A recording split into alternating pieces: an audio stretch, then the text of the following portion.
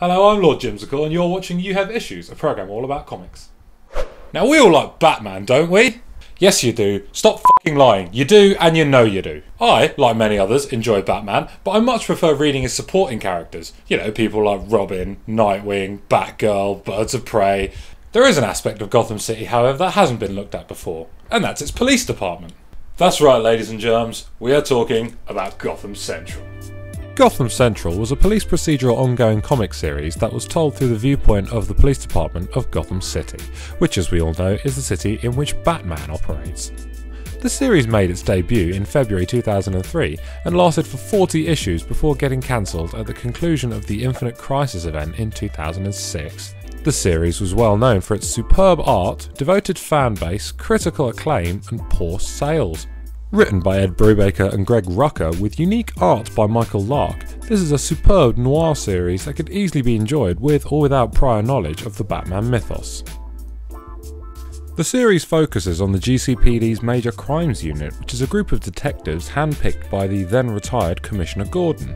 Notable characters of this series are long-running supporting characters in the Batman mythos, such as the tough cookie Renee Montoya, Captain Maggie Sawyer who recently transferred to Gotham from the Metropolis Special Crimes Unit, agnostic cynic Crispus Allen, donut-scoffing cigar-chomping archetypal bad cop Harvey Bullock, corrupt crime scene investigator Jim Corrigan, as well as new characters like Detective Marcus Driver.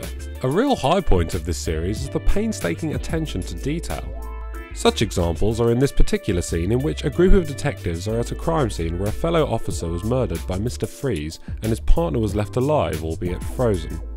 Well, here's an example. They've definitely got the brainless insensitive cop stereotype here, some classic cop banter there.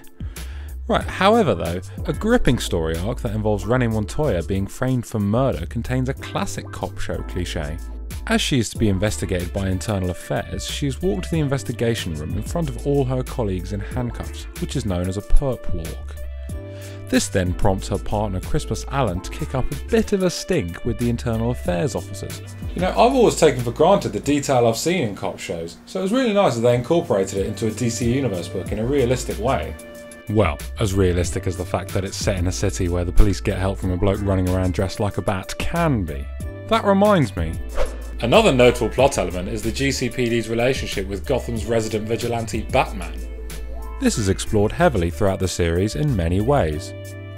In many of Batman's own titles, he's always summoned by Commissioner Gordon using the bat signal from the top of the MCU.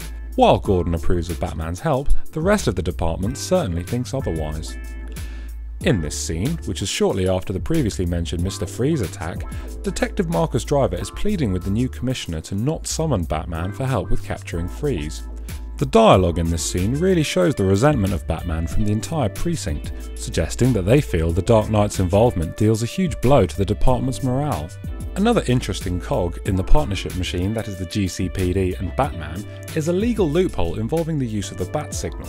Commissioner Atkins explains to Detective Driver that the GCPD cannot touch the bat signal or acknowledge the existence of Batman, as that would be aiding and abetting a known vigilante. To get around this, they order the precinct temp, a young girl named Stacy, to turn on the signal, as she's simply office staff and not police. Despite this series taking place in Gotham, and on the front line in particular, Batman rarely makes an appearance. Said appearances usually only consist of 1 or 2 panels, and he's often shown just lurking in the shadows or being spoken to off-panel. I feel that these rare appearances of Batman not only make his involvement more exciting, but also help reinforce his status as an urban legend rather than an established hero, which is a far more effective portrayal of the Dark Knight. This type of series works brilliantly within the confines of Gotham City and its mysterious protector. However, I don't think this would work in Metropolis because, compared to Gotham, the Metropolis SCU has things much easier considering their resident champion Superman can clean up petty crime within the blink of an eye. Coincidentally, there was a mini-series in 1998 focusing on Metropolis SCU with a similar viewpoint as Gotham Central. I haven't read it, but I assume it didn't do all that well considering it didn't greenlight an ongoing series. You know, many people I've discussed this series with often make the really stupid claim of, well, to be honest, if it's set in Gotham and Batman's not in it, then I don't want to fucking know. Well, if you so badly wanted titles that had Batman in a starring role, you were spoilt for choice with the amount of titles available at the time, and even now, you know, titles such as Batman, Detective Comics, Batman Legends of the Dark Knight, Superman Batman, Batman Confidential, Batman Shadow of the Bat, Batman and Robin, Batman Streets of Gotham, JLA, Justice League of America, and let's not forget the zillions of trade paperbacks he's featured in. And if those weren't enough to satisfy you, then quite frankly, you have issues. Oh, come on, fucking hell. Several members of Batman's Rogues Gallery often appear as antagonists in this series. The opening story arc has an appearance from the previously mentioned Mr. Freeze, whilst issues 12 to 15 have appearances from the Joker. I won't reveal any details on other villain appearances, as my name dropping will simply just soften their impact. At the conclusion of the Infinite Crisis event, Gotham Central, among many other titles, were cancelled. As mentioned previously, this was down to poor sales despite its critical acclaim. There were even talks of Warner Brothers producing a TV series based on Gotham Central. They didn't go through with it in the end, especially so soon after the Birds of Prey TV series, which only lasted about 13 episodes. The series is still a fan favourite, and DC tried to replicate the style and tone of Gotham Central in a 2009 ongoing series called Batman Streets of Gotham, which was introduced as part of a 2009 shake-up of Batman titles. This series saw through the viewpoint of not only Gotham cops, but also the thugs and major supervillains such as Hush, Firefly and Black Mask. This series received mixed to positive reviews but was cancelled after only 21 issues. You can obtain the original issues from any comic shop that deals in back issues, but this series is most popular in trade paperback form. The initial trade paperbacks were a set of 5 that always collected key issues but missed out some slightly less important ones.